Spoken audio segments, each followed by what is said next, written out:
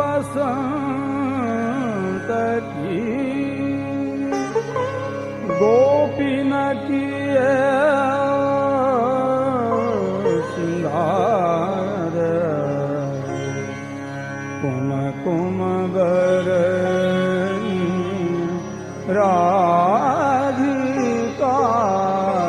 सो निरखत नंद कुमार।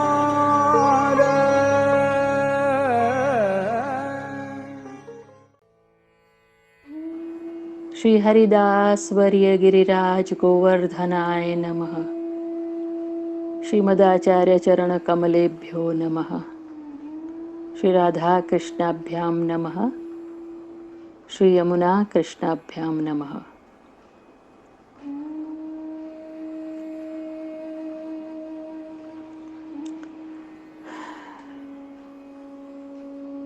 आप सभी को बसंत पंचमी की बसंती बधाई।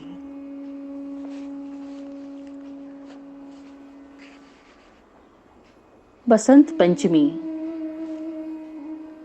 पहले तो हम हमारे सनातन वैदिक धर्म में इसका क्या महत्व है, इसको पहले समझते हैं। आज ही के दिन माता सरस्वती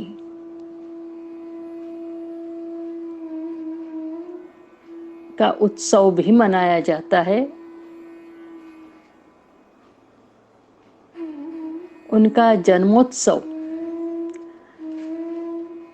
यानी कि उनका जो अवतरण हुआ, उनका प्रागट्य दिन, वो आज बसंत पंचमी को ही है। ब्रह्मा जी ने जब सृष्टि की रचना की भगवद आज्ञा से, तो सृष्टि तो बन गई। पशु पक्षी मानव जलचर इत्यादि इत्यादि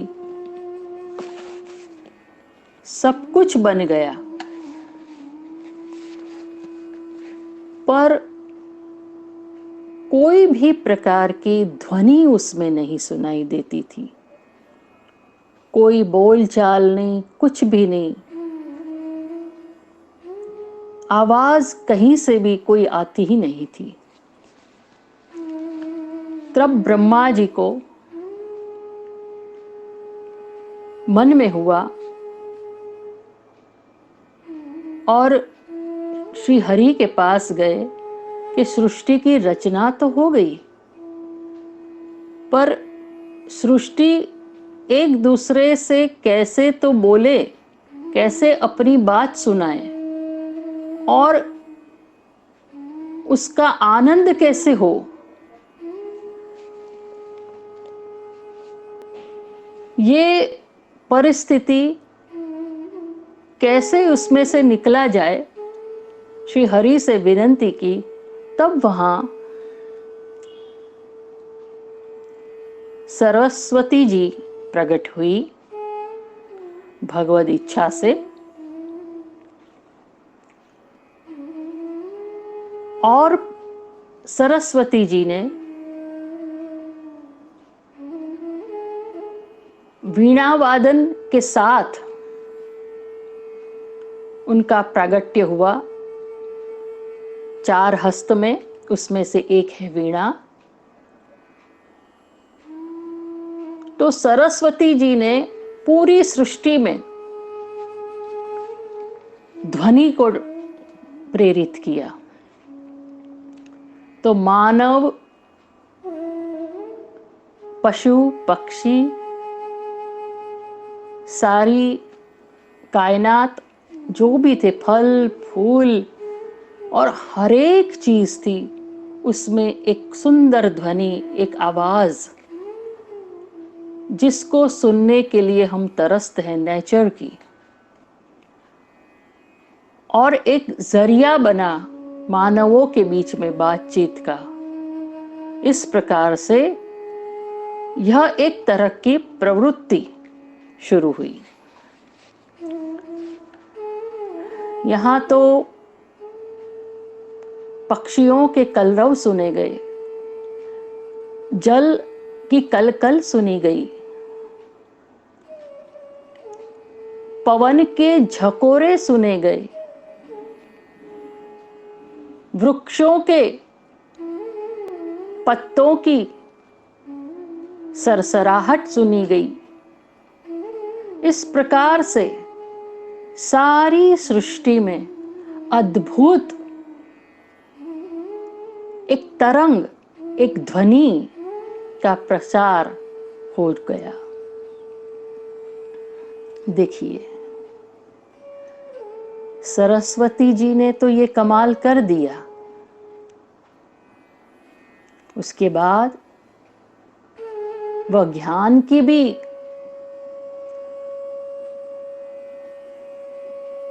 देवी है, तो ज्ञान तत्व जो है वो भी प्रसारित हुआ, और जो ज्ञान, जो बुद्धि तत्व में ज्ञान का संचारण हुआ, तब पूरी सृष्टि अपने भीतर अंदर ज्ञान को महसूस करते हुए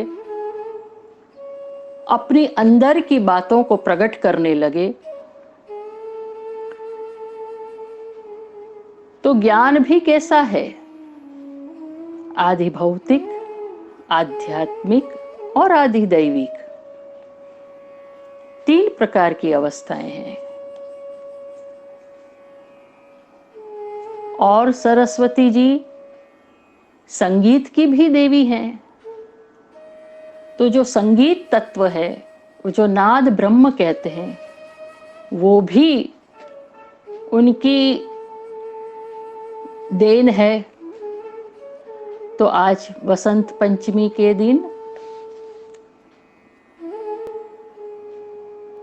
नाद ब्रह्म वाले जितने भी संगीत तज्ञ हैं और जितने भी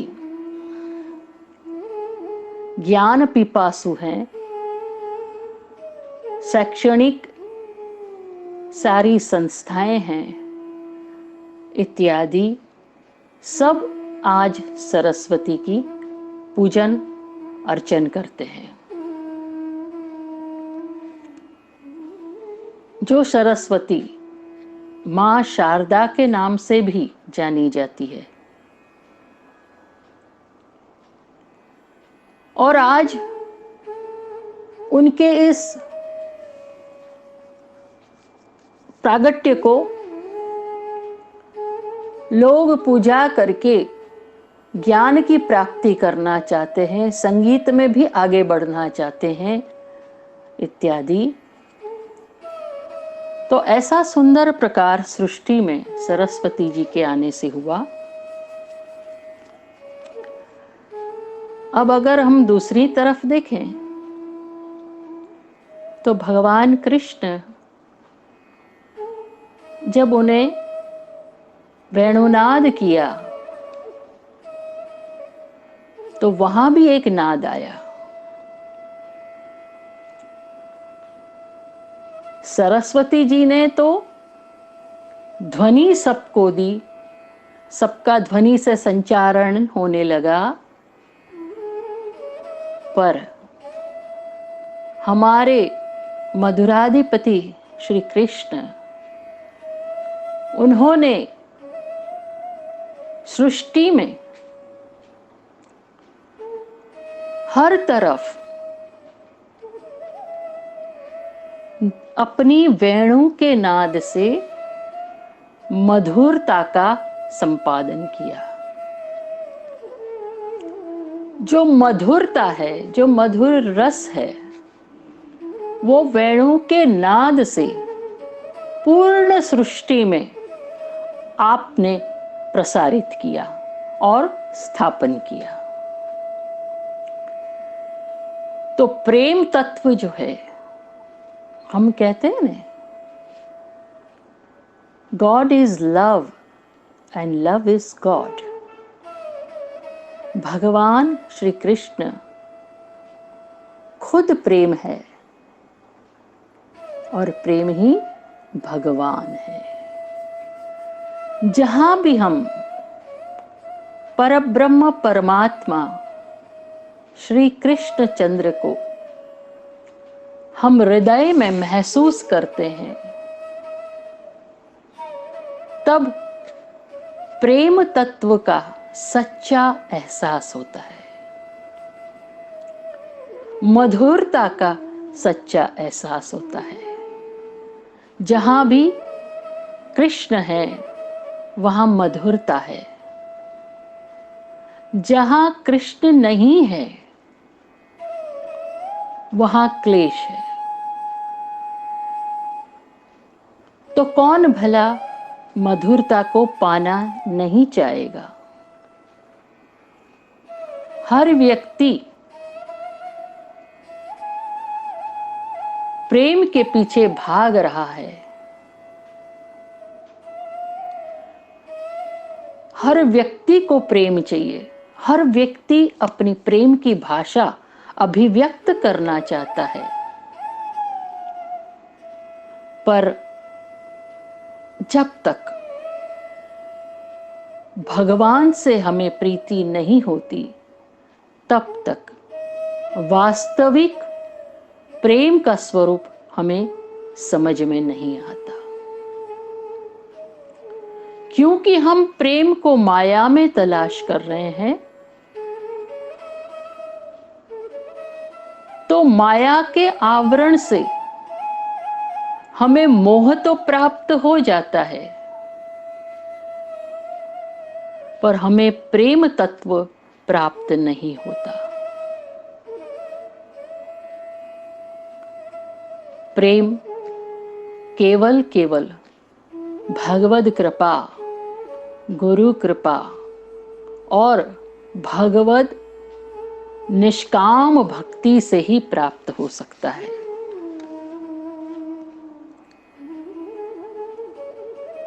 तो ऐसी बसंत ऋतु जहां कामदेव को बरबस लोग याद कर लेते हैं, क्योंकि इसे मदन महोत्सव भी कहते हैं।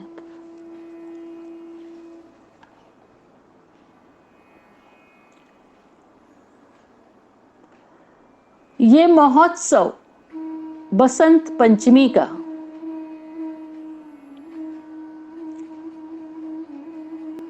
जो कामदेव और रति है,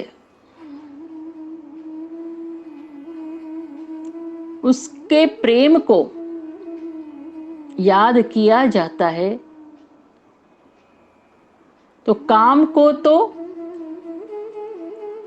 शिव जी ने भस्म कर दिया, पर फिर काम उत्पन्न हुआ और काम के रूप में भगवान श्री कृष्ण रुक्मणी के वहां उनका जन्म हुआ प्रद्युम्न के रूप में। ये द्वारका लीला का प्रसंग है। भगवान की द्वारका लीला, जिसे हम मर्यादा लीला भी कहते हैं,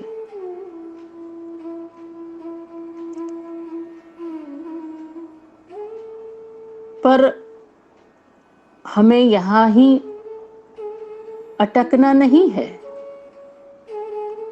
हमें जाना है ब्रज में। ब्रज 84 कोस में, वृंदावन में। क्योंकि जहां ब्रज में महासुद पंचमी को, बसंत पंचमी 40 दिन तक मनाई जाती है, जहां प्रिया प्रीतम श्री राधा कृष्ण की ही मर्याद चलती है। अरे एक रसिया में तो बहुत सुंदर वर्णन है। श्यामा श्याम सलोनी सूरत को श्रृंगार बसंती है,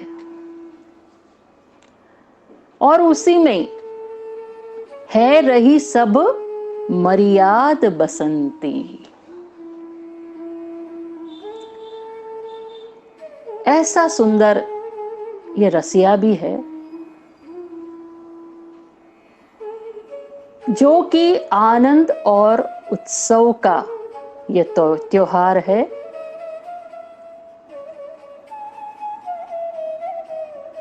बसंत ऋतु में ही काम का जन्म हुआ और उनकी वृद्धि भी बसंत से ही है।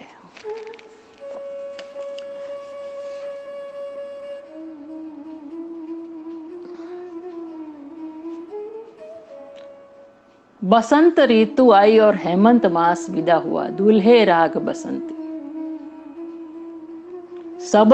सब राग भय बाराती, दूल्हे राग बसंती।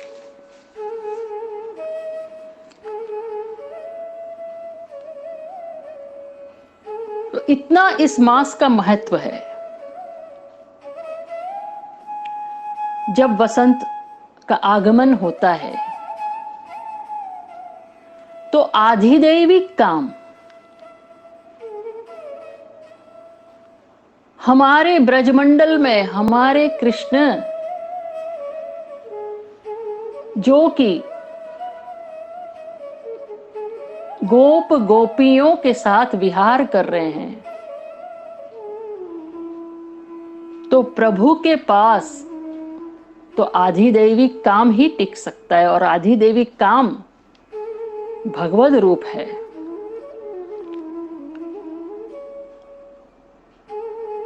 तो जब वो आधिदैविक काम जब आने वाला है, उसका आगमन है, तो आम की जो मोहरें हैं,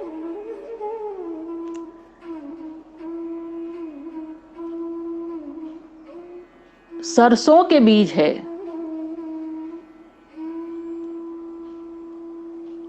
और कई तरह के पचरंगी 5 प्रकार के पुष्प हैं, उनको खजूर की डाल में बेर के साथ इनको पिरोया जाता है और उनको कलश में रखा जाता है, और कलश में भर के बसंत का प्रतीक के रूप में उसे रखा जाता है। देखिए, ये सब चीजें बसंत ऋतु के आगमन से उसकी शुरुआत होती है।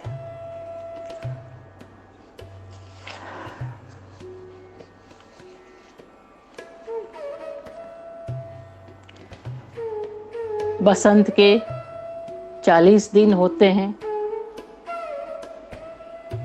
भगवान कृष्ण गोप गोपियों के साथ ये 40 दिन खेल के, बसंत खेल के, फाग खेल के खूब सुंदरता से मनाते हैं। ये ऋतु काम उद्दीपन भाव वाली भी कही जाती है। भगवद काम, देखिए, इसमें हमें लौकिक काम को बीच में नहीं लाना है जो वासनात्मक है। ये काम प्रेम स्वरूप है। ये केवल विशुद्ध प्रेम का प्रकार है। तो वो प्रेम का उद्दीपन प्रेम की खिलावट, प्रेम का भाववर्धन इस ऋतु में होता है और 40 दिन इसके खेल के सुंदर रीत से ब्रजमंडल में मनाए जाते हैं।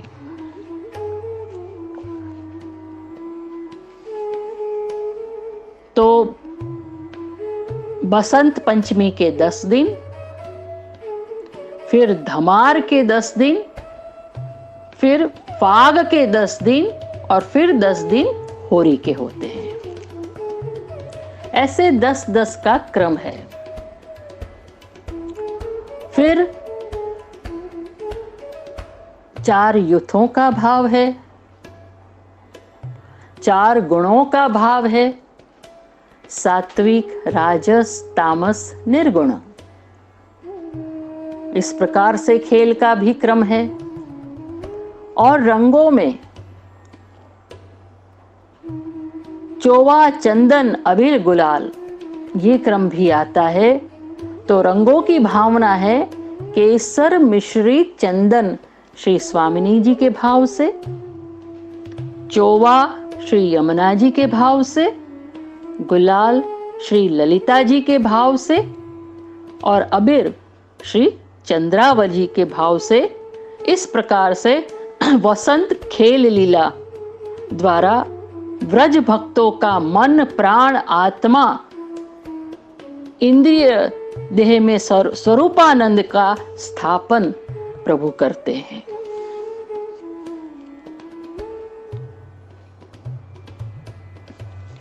ये उद्दीपन भाव प्रकट करके प्रभु ने ब्रज भक्तों के साथ विहार किया।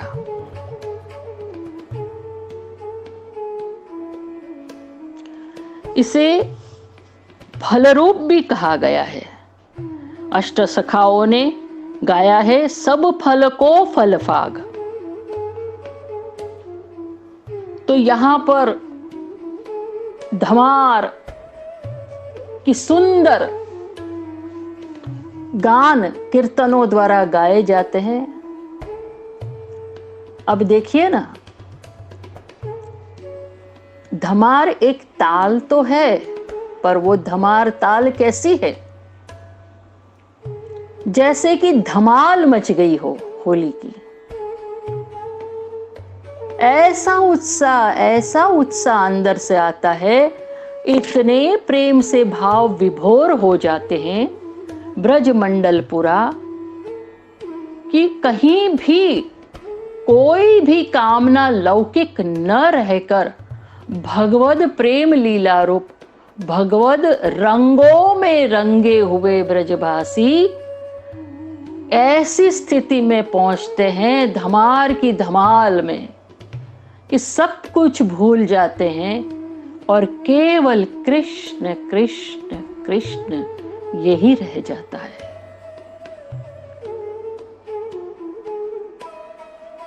हमारे मन में भी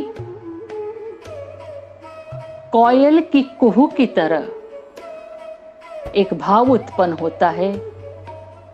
हम भी प्रभु की इस धमार धमाल में शामिल हो जाए, हमें भी इस प्रेम रस का, ये प्रेमामृत का एक अमृत भी मिल जाए तो हमारा जीवन सफल हो जाए। तो मैं तो यही कहूंगी कि हम सब बसंत से जो उद्दीपन भाव है उसमें सब लौकिकत्व भूलकर केवल एक बात याद रखें कि जब प्रभु को लाड लड़ाएं, देखिए बसंत में श्वेत रंग के वस्त्र आते हैं और उसमें सारे ये रंग भरे जाते हैं। बहुत सुंदर प्रकार पुष्टि मार्ग में है इसका। इन प्रकारों को हम आगे लेंगे क्योंकि आगे अभी तो बहुत सारी चीजें आनी बाकी है। कुंज एकादशी आएगी, शिव जी का पाटोत्सव आएगा, होली आएगी, डोल उत्सव आएगा, तो बहुत कुछ लेना है अभी तो। वसंत पंचमी में अष्टपदी का भाव रहस्यमय के लीला से भरपूर गाई जाती है। ऐसे सुंदर भाव, ऐसी सुंदर ऋतु जो आह्लाद देने वाली है। आओ चले बसंत बिहारी के पास बसंत मनाने। आप सबको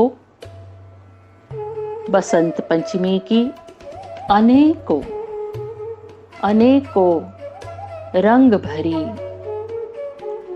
सुगंध भरी बधाई।